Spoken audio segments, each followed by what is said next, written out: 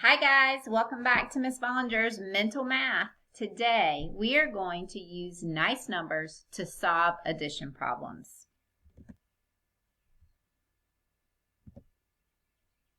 Alright, so I have a question for you. Which addition problem is easier to solve? Is it easier to solve 8 plus 16 or 10 plus 20? I know that all of you are so super smart that you would be able to add 8 plus 16 pretty quickly. You would probably put the biggest number in your head and count on.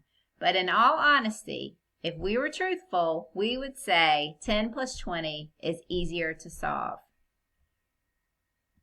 Well, the reason why it's easier to solve is because we call numbers that end in 0 nice numbers. They are easier to add because they end in nice numbers. So, what are the nice numbers? Say them.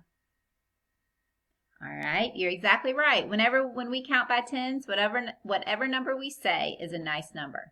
So we have 10, 20, 30, 40, 50, 60, 70, 80, 90, and 100. Very good. All right. Now, I'm going to pop some numbers up on my screen, and I want you to think about the two tens that are on either side of this. You may remember doing this when we were rounding numbers. And really, when you see this number and you're choosing the 10 that it's closest to, you really are rounding numbers. All right, the first one, 42. If I have the number 42, if I think about the 10 that comes before it and the 10 that comes after it, 40 and 50. So which is it closest to? Is 42 closest to 40 or is it closest to 50? That's right, 42 is closer to 40. Now, the number 17. Our two numbers are 10 and 17, or excuse me, 10 and 20. So what is it closest to? It is closer to 20. It's only 3 numbers away from 20. Okay, now 48. Our two tens, 40 and 50. What is it closest to? Well, 48 is only 2 away from 50, so I would choose my nice number as 50. Next number, 37. I have 30 and 40. What is it closest to? It's closer to 40 because it's only 3 away from 40. Now, if I have the number 17 and I want to make it a nice number, what do I need to add to that number? Well, I'm going to put 17 in my head and count on. 17, 18, 19, 20. Oh, 20 is a nice number because it ends in 0. That's right, 3. 17 plus 3 is equal to 20. Now, we call that missing number that we were trying to find the missing add-in. When you're able to find the missing add-in for a nice number, it's going to help you to add larger numbers in your head as you are working with larger numbers. And we know that's what mental math is all about, being able to do it in your head and not have to use pencil and paper. And that's also what you do in your number talks.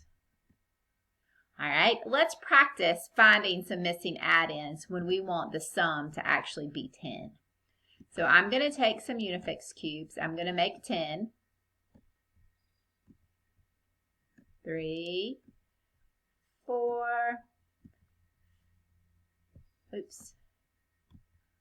5, 6,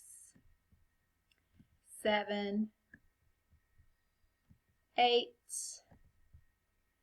9, 10. Okay, now I'm also going over here going to put 3. And what I want to know is I want to know what I need to add to 3 to make 10. Now, I could count these, 1, 2, I could count those to see what I would need to make 10, but instead I'm going to bring over more Unifix cubes to have a match. So that's 1, 2, 3, 4, 5, 6, 7. So my missing add-in here was actually 7 because 3 plus blank equals 10. The missing add-in is 7. Okay, good. I just wanted to show you how you can match them up to see what that missing add-in is. Okay, now let's move on. So we are going to practice making nice numbers and adding the numbers together to find the sum of several numbers. Now, one of the things that you have to remember, when you make a nice number, you have to do the opposite to the other number. For example, the first one I have for you on the screen is 19 plus 3. Well, 19, to make a nice number, I have to add 1. So 19 plus 1 is equal to 20. But if I add 1 to 19, I have to subtract 1 from 3. Okay, remember, you do the opposite of addition, which is subtraction, to the other number. So 20 plus 2 is my new addition sentence, which makes it 22. Okay, now it's your turn. Let's see what you can do. 26 plus 6. I'm going to give you a minute. Hopefully you have some pencil and paper close by that you can work it out. Remember, you're making a nice number. We could easily put 26 plus 6 and we could carry our 10 and 2 10s and 1 10. We could do all that. But we want to do it quickly in our heads. Mental math. Okay, so now 26 plus 6. 26, the closest, nicest number, the closest 10 would be 30. In order for me to make 26 30, 26, 27, 28, 29, 30. I have to add 4 to 26.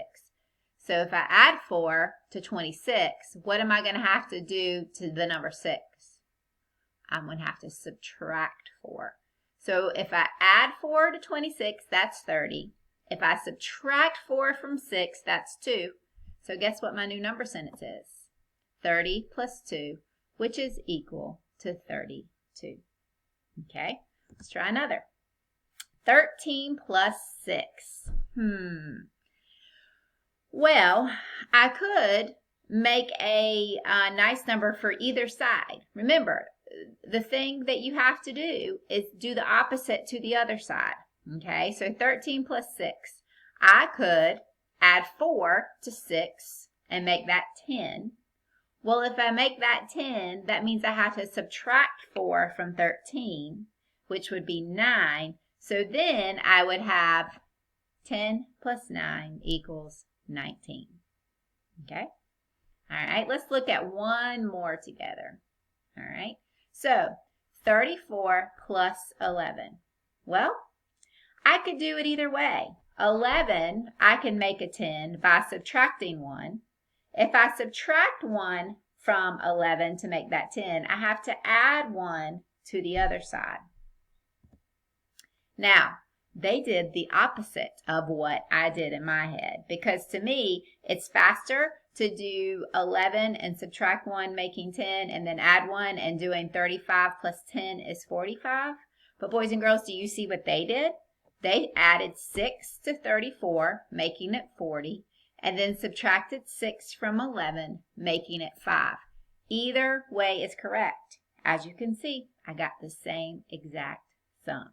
Okay, so today and every day as a mathematician, I want you to try to make nice numbers out of numbers you're adding together. Remember, what you do to one side, you have to do the opposite on the other side of your two add-ins. Okay, I hope you enjoyed this mental math strategy, and I hope it helps you forever. Have a great day.